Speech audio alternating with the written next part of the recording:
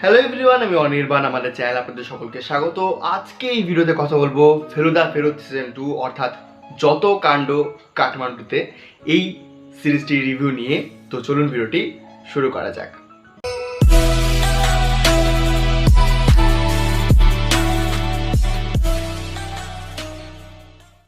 তো প্রথমেই ক্ষমা চেয়ে নিচ্ছি, অনেকদিন পর আমাদের চ্যানেলে ভিডিও আসছে। আসলে আমিও কিছুদিন ইনঅ্যাক্টিভ ছিলাম এবং দাদাও নিজের আর কি ব্যক্তিগত কিছু কারণে ইনঅ্যাক্টিভ রয়েছেন এই মুহূর্তে। তো যাই হোক, যদি কথা বলি ফেলুদা ফেরত সিজন 2 নিয়ে, যেটা আর কি মানে এই কারণে সিজন 2, কারণ এটা হচ্ছে আড্ডা টাইমসে ফেলুদা, যেটা বহুদিন ধরে রিলিজ হয়নি আর কি, পড়ে থেকেছিল।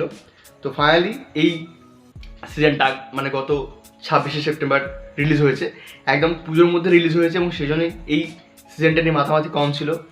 আর সাথে তো রঘু ডাকাত, রক্তবৃষ্টি এগুলো তো ছিলই সেই সময় রিলিজে।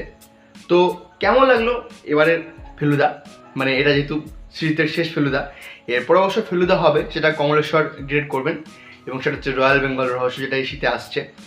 তো যা হোক, দেখুন আমি যদি এক লাইনে এবারের সিজনটা রিভিউ করি তো বলবো যে এটা একটা মোটামুটি মানে কি বলবো, দেখুন গল্পের চমক তো থাকবেই, গল্পটা তো ভালোই, কিন্তু একটা ফেলুদার প্রেজেন্টেশন হিসেবে এবারের প্রেজেন্টেশনটা, এবারের কাজটা খুব দুর্বল। এই সিজনটা খুব একটা দুর্বল সিজন এবং এই সিজনের কিছু ভালো দিকও রয়েছে এবং বেশ কিছু মন্দ দিকও রয়েছে। প্রথমে যে ভালো দিক, এখানে প্রত্যেকের অভিনয় এবং এখানে টোটাল কাজ দেখুন, তিনি যেহেতু তখন নতুন নতুন ফেলুদা করছেন, তো সেই সময় তার ওই যে কথা বলার যে স্টাইল বা ওগুলো দেখে বোঝা যায় যে তিনি কিছু জায়গায় নকল করার চেষ্টা করছেন সৌমিত্র চট্টোপাধ্যায়কে, বাট পরে আস্তে আস্তে ওটা কেটে যায়। এবং এই যে জটায়ু চরিত্রটা, যেটা আর কি বলা হয় যে সন্তোষ দত্তের মতো আর কি হবে না জটায়ু, যেটা একদম সত্যি কথা। কিন্তু এই যে সিজনে অনির্বাণ চক্রবর্তী যে একটা পোর্শন রয়েছে, আপনারা গল্পটা পড়েছেন বা পড়েছেন কিনা জানি না, যারা পড়েছেন তারা তো বুঝতে পারবেন এবং যারা পড়েননি তারা দেখে নেবেন। এখানে পোর্শন আছে একটা ড্রাগ পোর্শন, মানে ড্রাগটা অ্যাক্সিডেন্টালি নিয়েছে আর কি আমাদের জটায়ু, এবং তারপর সে আর কি ওই যেরকম ভুলভাল কাজকর্ম করার সেগুলো করছে। আপনারা সেখানে অভিনয়টা দেখবেন অনির্বাণ চক্রবর্তীর, খুব ভালো কাজ সেখানে। কল্পন মিত্র অ্যাজ ইউজুয়াল ঠিকঠাকই মনে হয়েছে তাকে, বাট যেটা নিয়ে সব থেকে বেশি ইন্টারেস্ট ছিল সেটা হচ্ছে মগনলাল মেঘরাজ এবং খরাজবাবু অ্যাজ মগনলাল মেঘরাজ খুব আমার ভালো লেগেছে।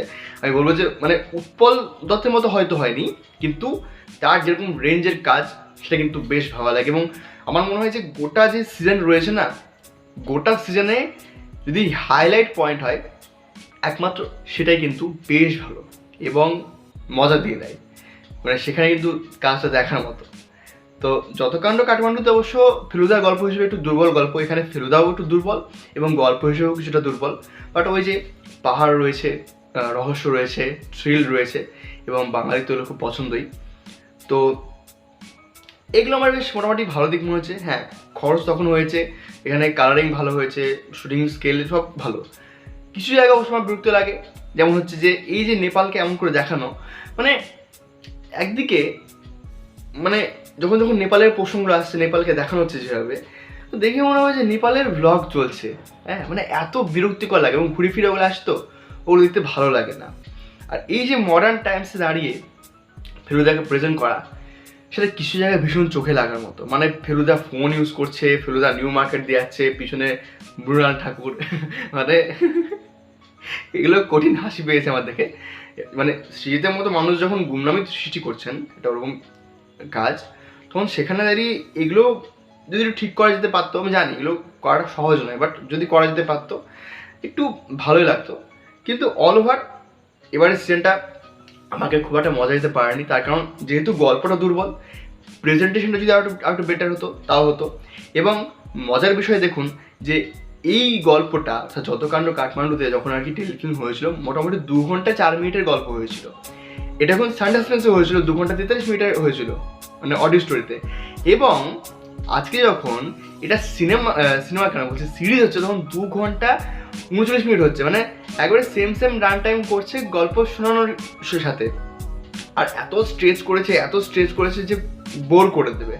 তো অল ওভার আমার মানে এবারের প্রেজেন্টেশনটা খুব একটা ভালো লাগেনি, রোজা ক্রোজ সিজন 2 ভালো লাগেনি, আমি একটু ডিসঅ্যাপয়েন্ট হয়েছি। এবং আপনারা জানান আপনাদের কেমন লেগেছে। এই ছিল আজকে ভিডিওটি ভালো লাগলে লাইক করুন, কমেন্ট করুন, শেয়ার করুন, আমাদের চ্যানেলটা অবশ্যই সাবস্ক্রাইব করুন। ধন্যবাদ।